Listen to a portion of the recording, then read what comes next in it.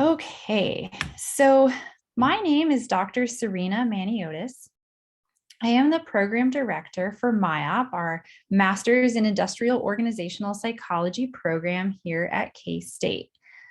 We will get into more details about how the program works here in just a little bit. Hopefully, this is the program that you are interested in and signed up to hear more about here at K-State.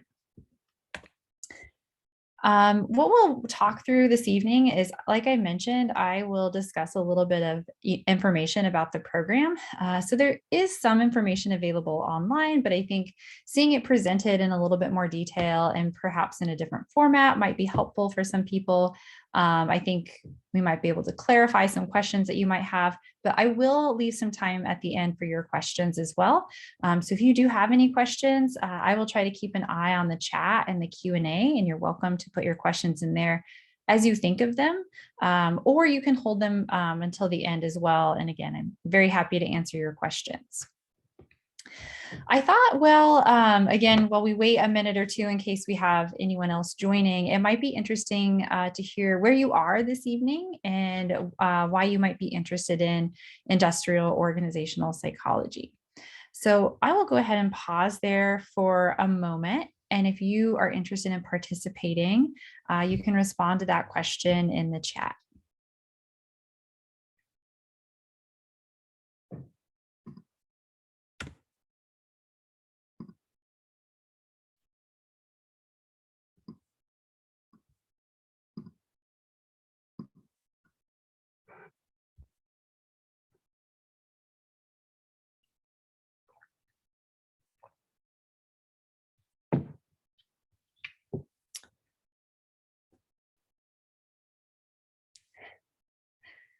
Okay, so I see we have one awesome response so far. So we have somebody from Kansas City, Kansas. So pretty close, a couple hours away, not too far.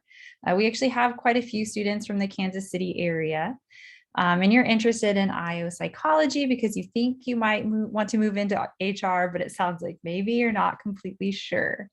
Yeah, so IO psychology is pretty closely related to HR. It definitely helps provide an HR skill set, but you're not necessarily pigeonholed into HR either with an industrial organizational psychology degree, which is helpful. So we have somebody from Boston, much farther away from Manhattan, Kansas than Kansas City. And you were looking to utilize the skills of occupational health and safety culture. Oh, very exciting. One of our faculty at K-State actually specializes in occupational health and safety. So I can talk about our other faculty here a little bit this evening as well. So we've got somebody from Carbondale, Kansas, and you like the combination of social psychology and business practices. Yeah, so it sounds like you definitely have a good understanding of what IO psychology is, so that's great. I see a lot of these having a good understanding of what IO psychology covers, and I do think it blends social psychology and business as well.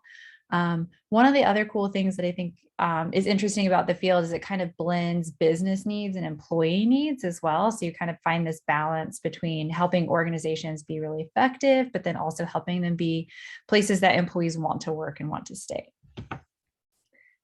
Okay, great answers. Thank you so much for participating. And it's nice to get to see some names and get to see some areas that you're from and some interests. I'll share a little bit about myself as well. On the slide here, we can just see the reminding that we're recording this evening. So as soon as I started the webinar, that record started automatically. As I mentioned before, you will get an email link to watch the video if you care to go back and watch what we talk about this evening. Okay, so what is MIOP? Well, it sounds like you've all done a little bit of research and are somewhat familiar, at least with what industrial organizational psychology is, which is great. And then, of course, I'll be talking specifically about our program as well. At a high level, I like to describe biopsychology as psychology applied to work. And again, we're kind of having this balance between helping individual employees be effective and happy at work, and then helping organizations be effective and efficient as well. Our particular program takes a pretty applied focus. We do cover research and we do cover theory, but we also spend a lot of time figuring out how we can actually use that information in organizations. So in your coursework, you'll see an emphasis on projects and assignments that we do in the courses that help students think about how would I actually implement this at work tomorrow, or how would I implement this in a job that's similar to mine or in a company that's similar to mine. There's also a practicum project that students will work on. It's very much like a thesis, except it's more applied in nature. It's very flexible in terms of what kind of project that you take on, and it can be flexible to suit the needs of the organization that you would like to work with or are currently working for as well. And that applied project asks you to pick an area of IO psychology and apply it to help an organization solve a problem. The program has been around for a couple of decades.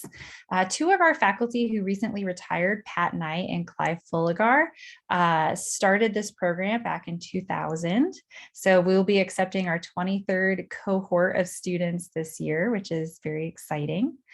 Our program has a very high graduation rate. So roughly 87% of our students across those past 22 years do graduate from the program. Overall, the program has 38 credit hours, and most students will take about 2.5 years to complete all of those credits. In general, from the time you start over the summer semester until the time you graduate in the fall semester, you're taking about 5 to 6 credits per semester. That does change a little bit for, between the summer semesters and the fall semesters, and I'll talk a little bit more detail about that. So on-time graduation for most students is 2.5 years. We do occasionally have students that complete the program a little bit early and actually would be able to graduate in 2 years, so over the third summer. And then sometimes students take a little bit longer. So life happens, changes happen, career changes happen, family changes happen, right? And so we are willing to work with students if you need to delay taking a class, or if you're needing to delay working on your project a little bit. I do find that oftentimes what can delay some students from graduating that 2.5 years is just wrapping up their practicum project. So occasionally we'll have a student who takes like an extra semester or so to wrap up their project. For the most part, though, most of our students do graduate on time. And in fact, the cohort that graduated in December, and we'll have some pictures of them in a little bit, 8 out of the 9 members of that cohort were able to graduate in December and all came to Manhattan to walk at graduation together. So you're probably looking into other programs and trying to decide, in general, is a master's degree right for you at this time, and which master's degree might be right for you at this time. You might also even be looking into doctoral programs. So you've probably got some choices and some decisions that you're trying to make. If you're interested in K-State, which I hope you are since you're attending this webinar, I think that there are a couple of distinct benefits to our particular program and our particular approach that might make this program the right fit for you. I'll talk about each of these benefits in particular. So the first benefit is the blended modality that we offer. We also call this a hybrid approach. What that means is that some of our classes are in person and some of our classes are online. I think the particular content of our program is really well balanced. So we cover industrial psychology topics. We also cover organizational psychology topics. We cover theories, but we also talk about how to apply those theories. And then finally, I think our program is benefited by the people that we have in our program. So I think we have a great team of faculty. I think we have a great graduate assistant who helps with the program. I think we have amazing students. And we even occasionally will rope in some of our doctoral students on campus to get involved with the program or to partner with research. And in general, everyone gets along well, and we are able to foster a very collegial and collaborative environment, which I appreciate. In terms of the blended or hybrid modality, I mentioned that we have some classes in person and some classes online. So the reason why the program has that and has always had that is we make application decisions in early May, and then classes start in July. So we want your very first experience to be really positive. So we do ask that you come to Manhattan, Kansas for the last 2 weeks in July and take your first set of classes here in Manhattan. And this allows you to meet the faculty face-to-face. This allows you to meet your cohort group face-to-face. And as a first-year student, this also allows you to meet the people in the cohort that are 1 year up from you, because you do take some classes with the different cohorts. So we think that it allows you to have that really good contact with everyone and get to know everyone in real time and real space. We also offer some of the generally more challenging classes over the summer because we think those benefit from being in real time. So we have 2 research methods and statistics classes, and those are both offered over the summer. So you would take one your first summer, and then the second course in that sequence your second summer. And we find the feedback that we receive from students anyway is that they really appreciate that those particular classes are offered in person so that they can ask those questions in real time. We can go over examples together. That does tend to be material that some students are a little bit nervous about. So again, overall, the experience tends to be more positive when we can spend the time together to cover that material. So we have those classes in person in the summer. So that happens for both your first year. So if you're applying for 2022, it would happen at the end of July 2022, and then you would actually come back to campus in July of 2023 to take your year 2 in-person classes. The other classes in the fall and in the spring are all online classes. So they are your typical asynchronous remote education online courses. We do occasionally have optional synchronous meetings in the evening time, just like this, so that if people want to attend after work, they can. And once a month or so, we'll kind of have a chat about the types of topics that we've been talking about. Those are optional, but some students do find those helpful to have some of that real-time interaction on occasion. So that is how we balance the in-person classes with the online classes. Again, the feedback that we get from students is that they appreciate the social connections that they get from the in-person classes and being able to cover those statistics and methods classes in person, but then they also like the balance of the flexibility that the fall and spring classes give that they're online. So this is a picture of our summer session from 2019. So unsurprisingly, our summer session has been a little bit different the last few years working through the pandemic, but this is the cohort that we had, or the 2 cohorts that we had on campus before the pandemic in 2019. Several of these individuals went on to graduate in 2020, and then the other half of the group actually graduated in December of 2021. So this is our group. And then we also have, I believe, our graduate program assistant at the time, Kelsey, is in this picture as well, but everyone else is a student of the program. And again, these are 2 cohorts together. I also mentioned that I think the content of our program helps set our particular approach apart from other programs that you might be looking at. So for our online courses, we really put in a lot of effort to make those more interactive and more applied than maybe a typical online course. So a lot of online education courses are built around a reading that you would do and then a discussion board. Discussion boards can be really popular because you can interact with people and talk with people in an asynchronous manner. However, I've found that when every week there's a discussion board, that it can get a little bit repetitive. People feel obligated to say something to earn points, and there's not always valuable conversation happening with that particular approach. So what we try to do to make it a little bit more engaging is not only will you have a reading, but you'll have a lecture video where you'll actually talk through some additional material and get the professor's take on the material. And you'll actually get to hear them and maybe see their slides and potentially see their face as well to help you learn that content. Occasionally, our fall and spring classes or our online classes will have quizzes just for a quick knowledge check to assess where you're at with your learning. One of the things that can be really helpful, again, to understand and make sure that you're actually retaining the material is to just do a quick quiz and see, did I actually remember this, or can I figure out how to apply it? The assignments in those courses are all very hands-on and very applied, thinking about how you would actually take the information that you're learning and use it in your organization or apply it to a case study or some sort of real example. I mentioned previously that in the fall and the spring semesters, we do have occasional optional synchronous meetings. So those tend to be offered on a once a month period. They're generally on weeknights. They're generally around 7 or 8 p.m. Central Time. We do ask for student input. So if we find that the student input suggests that maybe we should be meeting on a weekend or a different time instead, then we're open to that. But that has been the popular time the last few years. We'll also talk about research. You'll have access to great research through the K-State Library if you want to do your own literature review and save articles that you might need or might want for the future.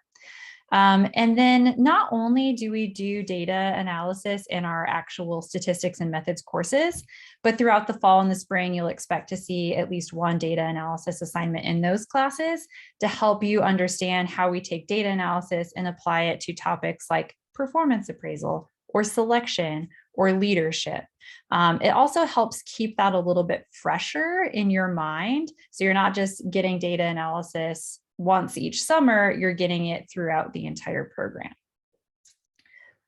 Our program takes a scientist practitioner model. So as I've mentioned, we take the time to learn the theory and to understand the research and understand how we would conduct our own research. But then we also understand or try to understand and learn how we take what's being done in the research and apply it to real organizations. There are obviously some limitations. So there is the scientist practitioner gap. So the science isn't always able to help us answer the question that we're working on, but we do understand what is available, how to find it, and how to apply the information that is available. And if there is a gap, then we've got an interesting research question that we can potentially design a study to try to answer.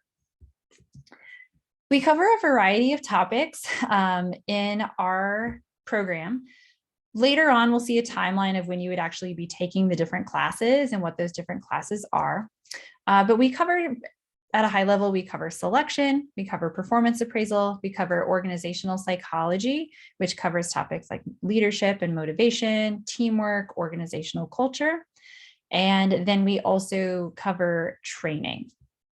We have 2 courses on statistics and research methods so that you understand how to analyze and work with data, as well as how to design your own studies in an applied setting. We offer an introduction to IO course. That would be actually the very first course that you take over the summer to kind of get your feet wet and get everyone on the same page about the types of things that we study in IO and the types of approaches we take. And then finally, we offer a course on ethics and employment law so that you understand ethically how we apply science in the workplace and employment laws that we need to be aware of and work with when we're making decisions like who to hire.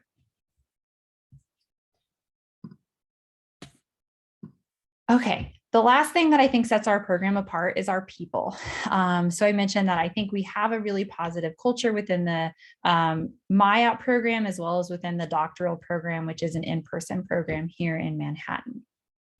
So the program tends to be relatively small. So our cohort sizes have been about 11 students the past several years, and we have several faculty that you can work with, and you end up being able to get to know the faculty pretty well. So Dr. Pat Knight, as I mentioned before, is one of the founders of the program that helped start the program back in 2000. I always like to think about how different the program was in 2000 because they actually didn't have online classes in the fall and spring in 2000. They had correspondence classes and they would, I believe, actually videotape lectures and send VHS out to students. So the technology has evolved a lot since then, and we can do some different things now. We also have Dr. Lee. And so I know one of you mentioned that you were interested in occupational health and safety. Dr. Lee's specialty is occupational health and safety. He does specifically research on safety culture and safety climate. When I know that a student has an interest like that, I try to make sure that they get connected with Dr. Lee.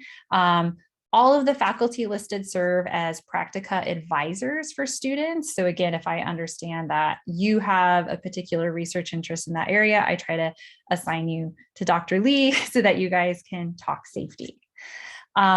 Myself, Dr. Maniotis, the program director. Again, I advise practicum projects. I do quite a bit of the teaching for the fall and the spring classes online. And then currently I'm teaching the research methods and statistics classes for both year 1 and year 2 in the summer. And then finally, Dr. Tianjun Sun is our newest faculty member. She's actually going to start to get involved with the program this summer. She joined K-State in fall of 2021, so she's wrapping up her first year here at the university. She has some really exciting research interests in machine learning and data analysis. She likes to apply those methods to try to understand selection decisions. She's also really interested in individual differences and how to assess personality. And I believe she's also interested in workplace gossip, which is a really cool area. I should note that Dr. Lee also does has some interest in data analysis and data visualization, in addition to his interest in occupational health and safety. So those are the faculty that currently work with students in the program and teach classes. All of the 4 faculty listed are advisors for the program, and myself and Dr. Knight do a lot of the teaching for the program. So Dr. Knight will teach some of our summer classes for us in person. Because of our smaller group size, you will see consistent people across your classes. So you'll be working consistently with faculty, and then you'll be working consistently with your cohort as well as you move across the course sequence. I should also note that we have a wonderful program assistant, Kylie, who is a 3rd-year doctoral student here at our university within the IO program. And she's been the program assistant for the last few years. We expect that she'll be the program assistant for the next few years until she wraps up her dissertation. She's amazing. She'll be here throughout your duration with the program. She's great for asking questions, and she's a fabulous resource. And then we also have some consistent faces at Global Campus that help support the program. Specifically, Ashley Knoll is a name that you might hear. She helps students get registered for all of their courses. So she takes the guesswork out of that for you. And she is a fabulous resource. So you'll be working with sort of the same group of people that you can get to know pretty well. Specifically your cohort, as I mentioned, you'll go through the sequence with your cohort, starting with your very first classes. Right now, our cohorts are about 11 students in size, so they're small enough that you definitely get to know your other students pretty well. In the fall and the spring, you'll also take courses with either the cohort above or below you, depending on what year you are in. So if you imagine yourself being a first year in the program starting in July, this fall, we'll be offering organizational psychology, and you would take that with the students that will be year two students in the fall. You'll get to meet them over the summer as well, but then you'll take those classes with the older cohort of students, I should say, in the fall.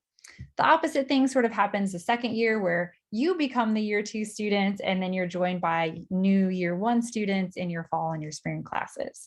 So I think this provides some pretty good social support, as well as some great networking opportunities as well, allowing you to meet about 30 other students between your cohort, the cohort above you, and then the cohort below you. To the extent that you're interested, there are also opportunities to get involved in research with any of our faculty. We are all very open to students joining our research groups, whether they're doctoral students or master's students or undergraduate students. We love to talk research and to bring people into our team. And that also helps students get to know us as well. As I mentioned, sometimes you can even get involved with research that maybe some of the doctoral students would be doing, and get to know some of the doctoral students in our in-person doctoral program as well. So as I mentioned, the cohort that graduated in December 2021, they were a pretty close cohort, and they were all interested in coming to Manhattan for December graduation here on campus. And so we actually had a little get together and went out to breakfast together before the graduation ceremony, which happened to be about 1 or so, or in the afternoon. So it worked out really well to be able to meet up in person for breakfast here in Manhattan.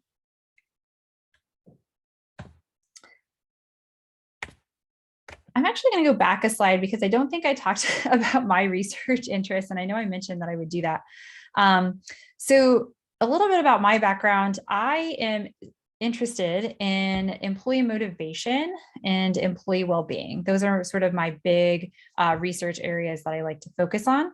Right now, I am researching topics like Zoom fatigue and essential workers. So that kind of overlaps with some different motivational components and then some different well-being and stress and burnout and fatigue components as well.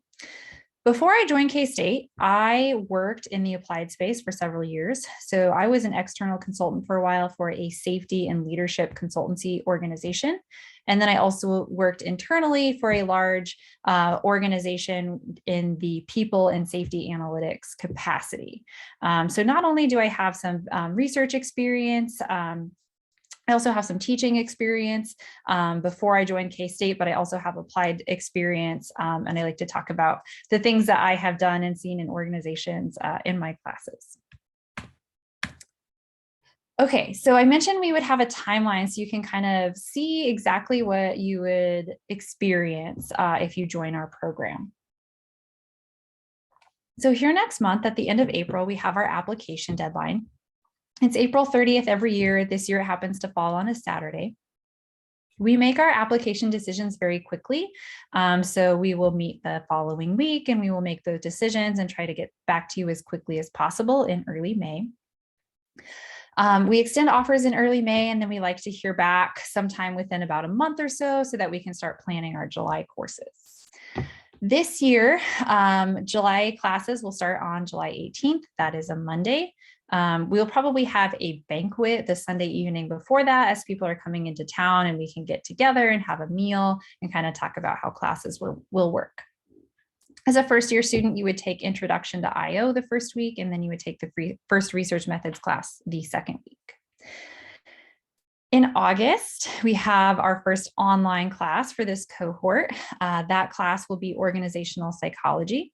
And then students will also enroll in 2 practicum credits in the fall semester as well. In the spring, the class that's being offered in 2023 will be training. And again, students will take a couple of practicum credits so that they get those practicum research credits towards their practicum project. The second summer in the program, you will take Research Methods 2, and then you will also take the Ethics course. The following fall, the course that's being offered is Selection, and in the final spring, the course that is offered is Performance Appraisal. The third summer of the program, you wrap up your practicum credits and you wrap up your practicum project. You do have a little bit of time in the fall for final changes, and then paperwork is due in order to graduate. And as long as that all gets processed in time, then fall graduation expected in 2024. We receive a lot of questions about where our students work or where they work after they earn a degree. And the answer is pretty broad. Our students do a lot of things. Our students also change careers a lot during the program. So they're not all necessarily waiting to receive their degree before they make a career switch. We actually see a lot of students able to leverage the things that they've already learned, the fact that they're in a master's program, the fact that they have they understand how to analyze data and apply research to organizations and leverage that into a career change even before they're finished with the degree. Overall, though, I would say that we do tend to get students that are either in or end up in managerial and leadership positions within their organizations. Recently, we've had quite a few students that work in the organizational training and development area. We've also had several students who work in human resources. There's a variety of different positions within human resources. Some students are more generalists. We do have some students right now who work specifically in recruitment. And then there are obviously other specialties you can have within HR, such as talent management. We occasionally have students who pursue consulting. So sometimes they will become leadership consultants or organizational development consultants. I've also seen students go into positions working on building assessments or surveys for organizations and working with vendors that actually take those assessments and partner with organizations to deliver those. Lots of other areas. So we have people who do recruiting sort of outside of HR. So they're actually kind of third-party recruiters that help their client organizations find employees. We'll occasionally have employees that work in the safety space, and then occasionally employees who work in more of an analytics capacity, whether that's HR analytics, safety analytics, or as a business analyst. We have had students who are very entrepreneurial and will start their own businesses as well. The types of industry students work in. This is another question I get. This answer is also very broad. So we have recently had students that work in agriculture. So we had a student who is at John Deere. We have students who work in manufacturing industries. She graduated. We had a student who worked at a regional home builder organization, and they helped manufacture the materials that they use to build homes. We have several students who currently work in healthcare, and I have one student who works running clinical trials, which I think is a really interesting job, a really interesting position. We have students who work in the technology industry and social media. So I have a student who actually just made a career change from one social media organization to another social media organization. We also have students who work in the retail space. So one student who recently graduated had previously worked at Sephora, currently works at Crocs. She works specifically doing training, but that's kind of the industry that she's in. And then again, consulting as well. So if you're interested in applying, you probably have questions about what qualifications you might need in order to apply and be accepted into our program. We tend to look for a 3.0 GPA during your completed bachelor's degree, but we will look specifically at the last 2 years or the last 60 credits. We understand that sometimes people make changes in their major, things happen. If you're pretty close to the 3.0, but you're not quite sure, please reach out to us if you have a question about that. So if you started out as a chemical engineering major and that major GPA just a little bit lower than you wanted it to, but your psychology classes, you all earned A's and B's in, you can talk to us. We generally tend to be pretty understanding of those scenarios, but this is sort of the rule of thumb that we use as a starting point. If your GPA is significantly less, or GPA is significantly less than 3.0, we do ask that you take the GRE as kind of an alternate piece of information for us to use. If your GPA, again, specifically in those last couple of years, is quite under 3.0. If you have questions about that, again, please feel free to reach out and let us know. Most of our students do have a background in psychology, so they'll have a degree in psychology or double majored with psychology and something else, or were maybe even a psychology minor. If you studied something that is not related to psychology at all, that is okay. What we would look for is if you've taken psychology courses, if your letter that you submit indicates that you understand psychology at a general level, you know what industrial organizational psychology is, that is a good indicator to us. If you've taken any sort of statistics coursework and done well in that, that is also a positive indicator for us. So if your degree is in business, again, business is pretty closely related, you would probably have coursework that's similar enough for us to be able to gauge this as an example. If you're unsure if your coursework would meet any of these requirements, again, please feel free to reach out and ask that question. We're happy to answer and to look over your individual case. Work experience is very valuable. So we do look for work experience in our students. Occasionally, we do have students who are able to work through their undergraduate degree and come straight into a master's program after that if they've had, again, a significant amount of work experience and responsibility within their particular work experience. We do find that students who are a couple of years out from undergrad tend to have that greater work experience that allows them to understand the concepts a little bit more clearly and then apply them a little bit more clearly as well. So that is why we have that requirement. Managerial experience is great, HR experience is great, but general work experience is what we look for. In terms of the things that we ask you to submit, the statement of objectives or why you want to pursue your master's degree is a letter that we ask you to write to the program. Again, that helps us understand that you know what IO psychology is. You've assessed that it is a good fit for you and for your career interests. And you have sort of a goal for how this program is going to help you. That helps us understand that you've thought about this, that this is a decision that you haven't taken lightly, and that you have understood how you would fit within our particular program. A resume or a CV, we use that so that we can see the things like the work experience, but you're welcome to put volunteer experience on there as well. If you have special skills or if you have awards that you've won, please feel free to list those on your resume or your CV. We don't look for any particular length there. So if it's a couple pages as opposed to one, that's fine. We do ask that you submit your unofficial transcripts from your undergraduate institutions. 3 letters of recommendation. These can be from a faculty that you worked with in undergrad, or it can be from your current boss. So it can be academic or professional, or a mix of both is fine as well. And then the last thing that we ask for is a letter of support from your employer.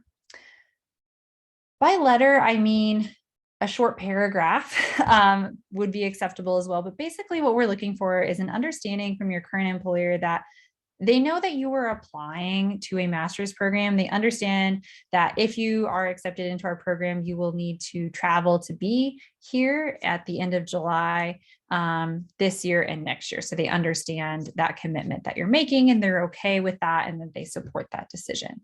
So a paragraph from them saying something to that effect. Occasionally, I do get questions about, I'm actually thinking of leaving my organization. I'm not sure that I want to tell them this information. What should I do? If you find yourself in a unique situation like that, again, that would be a great time to reach out and to ask us those questions so that we can address that personal situation on a case-by-case basis. Okay, so I've done a lot of talking. I'm going to take a big drink of water. I will go ahead and pause there and see if anyone has any questions. You can put those in the chat, or we can try to use the Q&A function. I'm happy to answer your questions. My email is right here. The S. Maniotis email will go directly to me. The MIOP Psych email will go to our program assistant, Kylie, and she answers the emails at that account. Okay, so if you have any questions, please put them in. Ooh, okay. So I've got a really good question about pursuing a PhD versus a master's degree, especially if you already have 2 master's degrees. I don't know of a lot of PhD programs that are hybrid. So a lot of PhD programs do tend to require you to be in person. It sounds like that could potentially be a barrier for you entering a PhD program. We get this question occasionally too about, if you complete the degree with us, can you then go on to complete a doctoral program, whether that's at K-State or another program? And it's really hard to answer that, because what the program is going to do, if you are applying to doctoral programs or interested in doing that in the future, is they will tend to ask you to provide your syllabi from your classes, and they will look over the things that you had to learn and the things that you had to do in that class, and they will say, is this about the same as our class or not? If it is about the same as our class, we probably accept that credit, and you probably don't have to take that class again. If it looks like it's really different, they might say, we will give you, some research credits because we see that you've taken this class, but we actually want you to take our version of this class because we teach it differently, or the content is different, or the approach is different, and we would actually like you to take it again. So it's really hard to answer that, because it is a case-by-case basis that the doctoral program that you're applying to would be making. If you ultimately want to earn your PhD, I would suggest maybe we could have a discussion. I'm happy to set up a Zoom call with you, actually, if you wanted to talk through that a little bit more, especially seeing that you have 2 master's degrees already. If you're ready to make the plunge into a doctoral degree, I don't know that a 3rd master's degree will make a difference there, but I don't think I have enough details about your individual case. So we could definitely talk about that more if you would like to. Okay. Why don't you have my email on the slide. I'll actually pop it into the chat too. Oops, that might be here, I'm going to just write it out in the chat because it might be easier for you to copy into your email. So send me an email and we'll find a time to talk one-on-one. We'll do that. Okay, so another question, are we required to get our own housing for the 2 weeks? Oh, that's such a good question. So yes, but here's what we recommend. There are dorm spaces that you can get through K-State. The feedback from our prior students has been that those are not great. Sometimes there are like high school and middle school sports teams that use those, and they're not very conducive to working on homework in the evening when you've got, younger people running around being a little bit chaotic. What prior students have really liked is going in on Airbnb together. So we do encourage you, we kind of have like an orientation, like pre-class class, where we give you all kinds of information about what the summer session is going to be like, and you have the opportunity to virtually meet everyone else. We encourage you to exchange contact information before you even get here. If you're interested in going in on like an Airbnb with another student, those tend to be pretty comfortable because you might have, more of a living space or more of a kitchen if you wanted to like have some food and some snacks or do any cooking. Hotel spaces can also work. But yeah, I think most students have found the Airbnb option to be pretty popular. So I hope that helps clarify.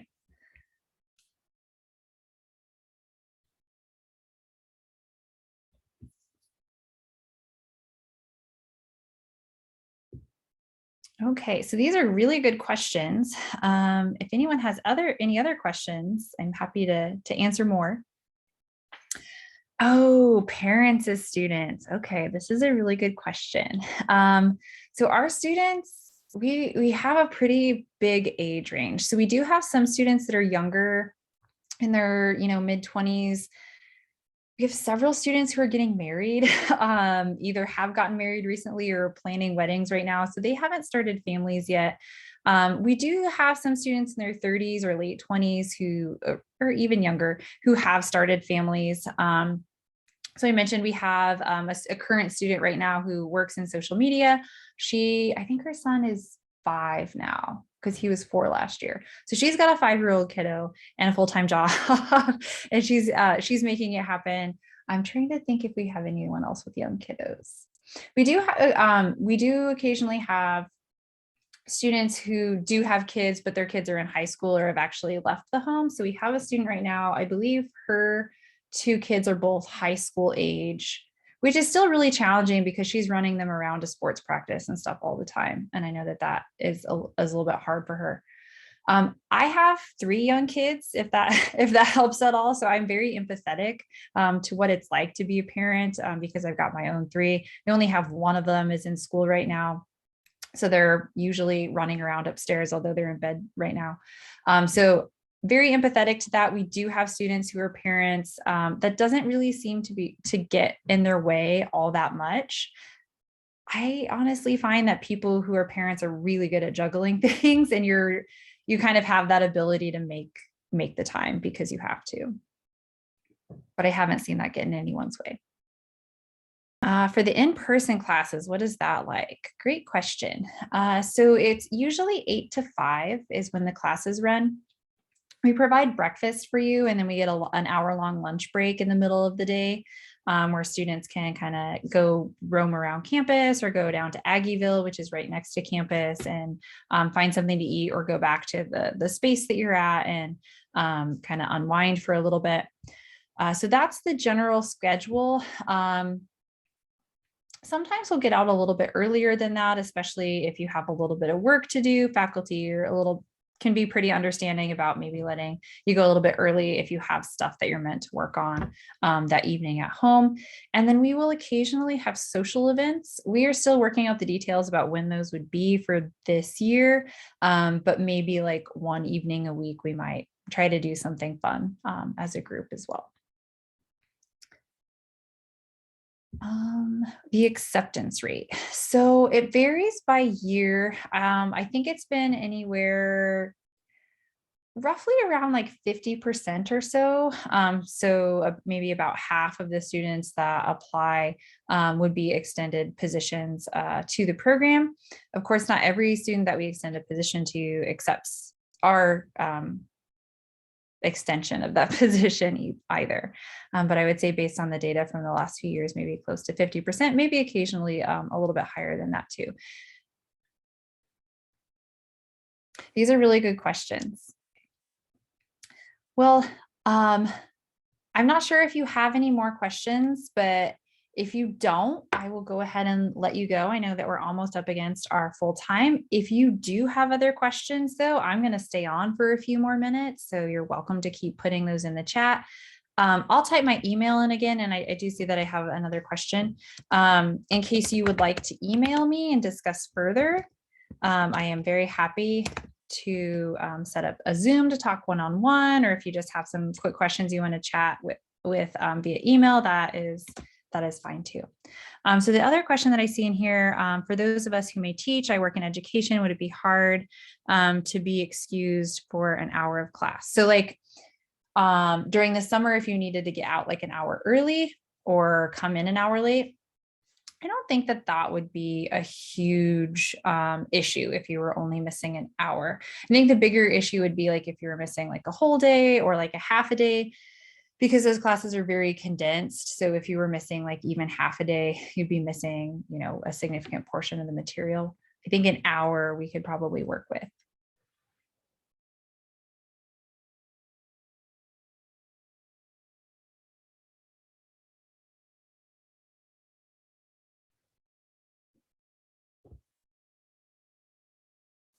All right, great. Well, like I said, I'm going to hang around for a few more minutes. As soon as I end the Zoom call, the recording will stop. I'm not sure that the recording will get kicked out to you automatically on email, and it might actually need to go through someone's review, but you can expect to see that in your inbox, I would say within the next day or two. I really appreciate your time. I really appreciate your questions. These have been great questions. I really appreciate you sharing with me where you're from and your interest in IO psychology. So it's been really nice to be able to spend this time with you this evening. Like I said, I'm going to hang out for a few more minutes if you do have any more questions, but otherwise I'll go ahead and stop there for the evening. Okay, great question. So if you're not sure if you're ready to apply for this year, but you might in the future, so you probably have our website. Let's see, I should probably advance. Sorry, I'm seeing some things in my slides that I didn't talk about. Let me see if I have there we go. So you should be able to see on this slide that we have some links to the various information you can find on the website. So one of the links is to K-State Online, where you might have visited to register for this event. We'll keep that updated a little bit. So you'll have information about like what the application deadline is for the next year or the year after that, and then any events that we might be having. And like this year, we have a confirmation message that we will get to meet in person for the summer, things like that. If you see that the second link there is specific to the psychology department page, we actually have this second page for the program because we're able to provide more information there about what our classes are like and our requirements that we're not able to put on the K-State Online website. Just kind of different formatting. The K-State Online website is really beautiful and very nice. And when we start putting a bunch of information about our classes on there, it gets a little bit bogged down. So we keep that information on the psychology department website. You can check out that link as well. And then we are in the infancy of starting our social media platforms. So we have a Twitter account, KSU_MIOP. We have an Instagram account, KSU MIOP, all one word, and we're trying to release content there. We have just gotten started on those social media accounts. If you go look at them right now, there's not going to be a ton there, but we do have a plan to do things like faculty features. We'll do a feature on Global Campus faculty or staff that help. We'll do a feature on our program assistant, Kylie. We'll occasionally have like alumni features. So you can see like what our alumni are doing. We'll have current student features. We'll have features on like what we're doing in class that week. So if you keep an eye on those, there will be much more material forthcoming to help you stay in the loop about the program. All right. Yeah, you're very welcome. Have a great night too. Great. Okay, I will go ahead and wrap it up there. Thank you for being here this evening, and I hope you have a great rest of your evening.